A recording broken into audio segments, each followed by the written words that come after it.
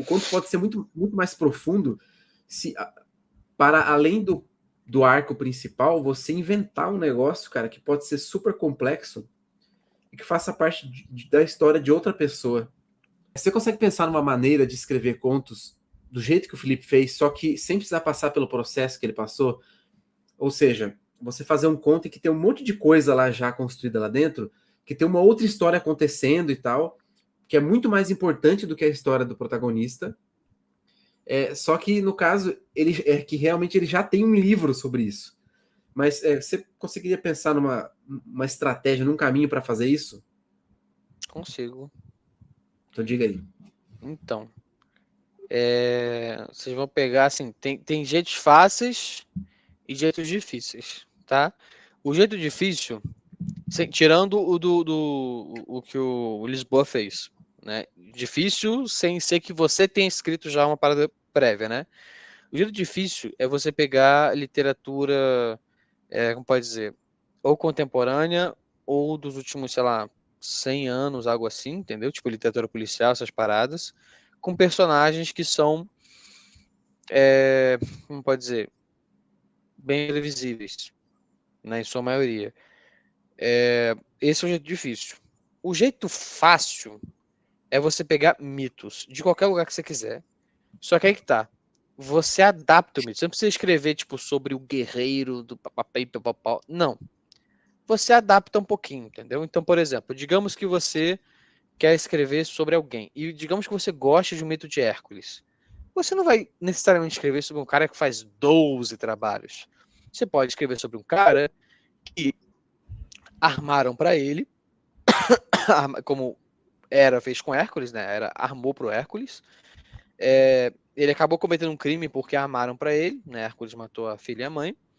Ele teve que fazer uma série de missões ou de trabalhos, assim, uma série de tarefas para poder se redimir.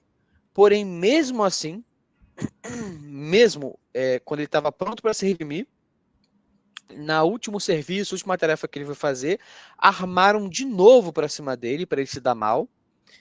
Ele se dá mal, mas não tanto. Como dizer, ele se dá mal, mas não do jeito que a pessoa queria que ele se desse mal. Entendeu? Não do jeito que armaram para ele, se deu mal de outra maneira. E ele se sente culpado e se autoflagela, castiga a si mesmo, só que aí ele é redimido. Entendeu? Porque naquele momento em que ele podia se safar, ele não se safa, e é aí que ele é redimido de alguma maneira. Essa toda é a história do Hércules. É toda a história dele. Se você for ler, você vai ver isso. Entendeu? A história da redenção dele é essa. Pronto, do crime, da redenção dele, papapá. É isso aí. Só que você pode adaptar isso. Você pode transformar o cara que, sei lá, que ele teve que trabalhar ele teve que trabalhar, fazer uns serviços ruins, um serviço meio maus, assim, sabe? Ele teve que trabalhar para máfia, não sei, teve que trabalhar para policiais corruptos, né? Ou coisas do tipo, entendeu? Então, armaram para ele, transformaram ele num boneco, pô. Saca? Ele virou um boneco do jogo. E armaram de novo. Mas deu errado de outro jeito. Ele se castiga a si mesmo e é redimido de alguma maneira. Como a gente não está falando de mitos gregos, a gente pode falar que ele é redimido no sentido de que aquilo que ele mais queria, né, mesmo depois da morte, ele conseguiu.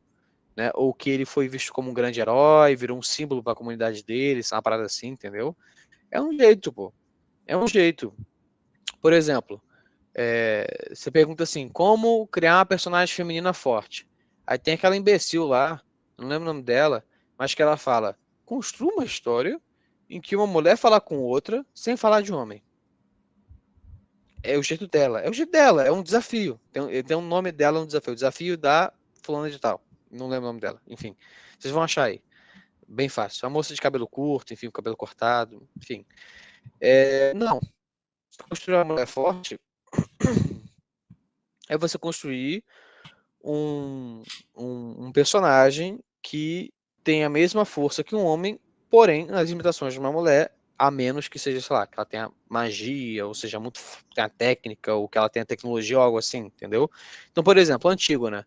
Por que a Antígona? Por que as personagens que essa moça que fez esse desafio morreram antes mesmo dela morrer? Então, tipo, essa moça já morreu, eu acho que ela já morreu. As personagens dela morreram antes disso, e por que a Antígona tá viva até hoje? Porque a Antígona é uma moça que está lutando pelos direitos dos mortos. Antígona, ela, para provar o que ela está fazendo, ela aceita ser enterrada viva. E ela, mina, tipo, de, sei lá, 17 anos, entendeu? Isso é uma força muito grande, sabe? Mas você fala, pô, eu não quero falar sobre, sabe, sobre a Tebaída, sobre a Guerra de Tebas. Quero falar sobre uma coisa mais atual, não sei, mais que se passa agora. Tudo bem, pega, cria uma moça, uma personagem feminina, por exemplo, e faz com que ela defenda, sei lá, deixa eu ver, faz com que ela defenda a, o pagamento de dívidas, tipo, a compra de dívidas de pessoas privadas por outras. Então, tipo assim, o cara ia ser preso se ele não pagasse as dívidas. E tinha muita gente numa comunidade que estava feliz com isso, porque não gostavam desse cara, porque esse cara, sei lá, cometeu um crime ou algo assim, tem um passado ruim com a comunidade, né? E aí essa menina se oferece para comprar as dívidas dele, né? E aí tem essa briga no tribunal, ela consegue vencer isso, compra as dívidas dele e paga tudo aquilo ali, né? Só que aí que tá. A punição que ela recebe é que ela não consegue só comprar aquele pouquinho de dívida. A punição que ela recebe é que se ela for comprar a dívida dele, vai comprar tudo. Só que esse cara tinha muito mais dívida do que aquele pouquinho ali, entendeu? E aí o que acontece? Ela perde casa, isso, aquilo, a família deixa ela perde tudo que ela tinha. Assim como a Antígona, semelhante, não igual, semelhante à Antígona, essa menina foi enterrada viva, entendeu? Só que ela aceita isso justamente pelo que ela tá lutando, sacou? Que é o direito de você conseguir aliviar o seu próximo na punição que ele merece. O direito de você poder se sacrificar pelo outro. Então ela perde tudo. A moça que trabalhava, tinha faculdade, papapá, teve que vender tudo, se ferrou. E esse cara também não podia ajudar ela. Entendeu? Ele também não estava em condições de ajudar ela. Né? Então, e ninguém queria mais ajudar ela. Então ela, de fato, morreu. Né? Ela morreu financeiramente, em seguida, sei lá, talvez tenha morrido de fome mesmo, assim como aconteceu com a Antígona, mas ela tem uma força, uma moral muito grande, pô. Porque ela aceita as consequências dos princípios dela, entendeu? Porque esse tem o princípio da comunidade, o princípio da tribo, né? Ou da comunidade, enfim, do local, que é o de punir aquelas pessoas que nós não gostamos, e você tem um princípio maior, seja religioso, seja uma ética, uma moral, sabe, natural do ser humano assim, né? De que é de você perdoar o outro, você tentar ajudar o outro. Ela está lutando por isso. Só que esses princípios maiores cobram preços. E aí você mostra ela agindo diante desse preço, entendeu? É um jeito, não precisa ser esses mitos que eu falei, não precisa nem ser os mitos gregos, nem mitos precisam ser. É porque é mais fácil com mitos, porque muitos dos personagens que a gente gosta muito mesmo, eles são muito próximos, não são análogos, mas eles são muito próximos de traços que são explorados nos mitos, sabe? Então eu falei de um cara que armam para ele e ele entra num esquema de fazer trabalhos. Pô, mas isso não é os filmes do John Wick, pô? Armaram para ele, o cara teve que fazer um monte de parada e sempre dá errado no final para ele, pô. Eu não vi todos os filmes, desculpa, só vi o segundo e o terceiro. Mas enfim, não é igual, mas tem um certo parecer com aquilo ali, entendeu? Que toda vez ele chega no final e ele se ferra de novo. Toda vez faz a mesma coisa com ele, entendeu? E o filme começou por causa disso, pô. Sabe? Então não é que é um Hércules novo. Não. Mas você vê que, querendo ou não, se aproximou disso. Entendeu? Então, antes de querer inventar algo novo, é bom primeiro aprender com aquilo que já foi feito e que mesmo você vai gostar, pô. Uma coisa que você vai gostar, entendeu? Então, assim, se você já não tem um negócio que o vamos dizer, como que você inventou, que você já criou, né, que você já escreveu, um jeito é você procurar na literatura mesmo, já criada, já conhecida. E é mais fácil você pegar naquela que passou pela prova do tempo. Né? Então você pode dizer, ah, mas Panda, mitologia romana, grega, mitologia nórdica, mitologia egípcia, sei lá, pipipipopó, é muito antigo. E tá vivo até hoje, né, pô? Tu vai morrer, ninguém vai lembrar de tu. Hércules antigo, né? Vão continuar lembrando. queria dar um exemplo. Eu acho que eu já falei isso em algum lugar, cara, com você, ou sei lá onde, dos Simpsons, né? Os Simpsons, às vezes, quase sempre, pelo menos Lembrei. até a 10ª temporada lá, o episódio começa com algum plot que não vai ter nada a ver com o resto do episódio. Então começa com alguma coisa que parece ter sentido, assim, tem começo, meio e fim e tal, só que no final algo acontece que leva... No meio desse primeiro plot acontece uma parada ou outra, né? É no que meio já da parada. que vai levar para o tema do episódio. Por exemplo, assim, ó, eu quero fazer um episódio em que o Homer vira prefeito. Mas como que vai acontecer isso? Qual que é a nossa desculpa? Aí ele inventa um plot minúsculo. Começa com a Marge, a filhinha, como é que chama a filha dele? A Maggie. Começa com a Maggie tendo problemas com álcool. E aí o Homer quer resolver isso. Só que aí ele fala, faz um discurso, o nego fala, você seria um ótimo candidato. E ele vira prefeito. Sacou? É tipo isso. É isso aí. Acabei de inventar o plot de Simpsons. Então a minha primeira sugestão seria fazer alguma coisa parecida com isso aí. Mas talvez ao contrário, assim, você pensa numa... Deixa eu ver aqui como é que eu tinha pensado. Porque nesse caso, eles abandonam o primeiro plot, né? Ele abandona o primeiro plot.